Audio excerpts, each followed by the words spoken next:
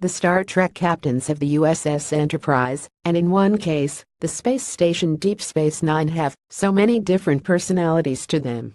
The averse-grippy Captain James T. Kirk, the shaka-spirit-quitting Captain Jean-Luc Picard, Captain John Archer, the reluctant diplomat, and so on. How are we to take the measure of these captains to figure out who is best? Space.com's Elizabeth Howell, who has watched all of the live-action TV series as well as the Hollywood movies, weighs in on the main captains featured in the live-action TV series and Hollywood movies. We've ignored some of the characters who become captain temporarily, or who are only shown briefly, such as Captain Pike. We're releasing this slideshow just days before Star Trek Discovery airs, which is a prequel to all of these other series. In an intriguing twist on the show's usual format, the star of Discovery is not actually a captain, but the first officer of the USS Shenzhou. We're looking forward to learning more about Michael Burnham, played by Sonequa Martin Green. Star Trek Discovery premiere unites Starship cast's both new and old photo credit Everett collection. While Captain Archer comes last on our list, we want to emphasize he is an extremely able captain that was a true pioneer. His ship, the Enterprise NX-01, was the first starship capable of exploring distant star systems. That made Archer host to a number of first contact incidents that would have challenged even the best of us. Memorably, when he encounters the Ferengi for the first time, he immediately senses their selfish nature and plays them off against each other to get his captive ship back in acquisition. But Archer still struggles with the responsibilities of being a captain in general. Especially in the early seasons, he doesn't know much about diplomacy or the military. It takes repeated encounters with hostile species such as the Klingons or the Suliban to realize the value of tactics.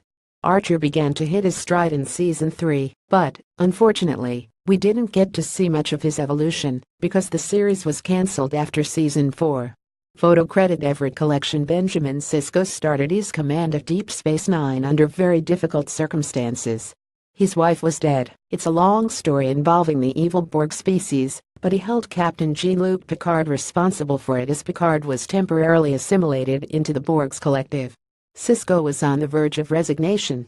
After his crew members began arriving, Sisko quickly discovered that the situation on Bajor, the nearby planet, would be incredibly difficult to resolve because so many factions were trying to gain control of the government. As Sisko gained confidence in himself, his crew and his mission, he realized there was a unique opportunity due to a wormhole just nearby the station. Sisko quickly realized this would be a welcome opportunity for merchants to come to the station and make it a thriving community. However, Sisko had his hands full dealing with disputes between all the different species, not to mention the Bajor situation. But he prevailed, and mostly kept his temper while doing so. The evolution of Star Trek infographic photo credit. Kimberly French, the rebooted Captain Kirk played by Chris Pine, starts as a much younger captain than the one portrayed in the TV series.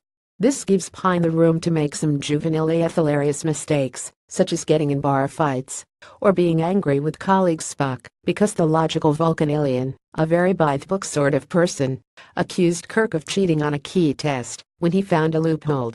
Kirk's boisterous mistakes as a neophyte captain made him funny to watch on screen in the first movie Star Trek 2009, but by the second movie Star Trek Into Darkness 2012 his mistakes quickly caught him up to him. Among other errors, he broke the first directive about contact with alien species early in their development and put too much trust in the terrorist John Harrison, played by Benedict Cumberbatch. Fortunately, Kirk matured by the time Star Trek Beyond 2016 was released, and he began to show the crafty gifts of his TV namesake. One of the best sequences was near the end of the film, when he rode a motorcycle around an enemy camp to confuse the aliens there and give his captured crew enough time to escape. We're looking forward to seeing how Kirk progresses in the next Star Trek film, which is greenlit but doesn't yet have a release date or a name.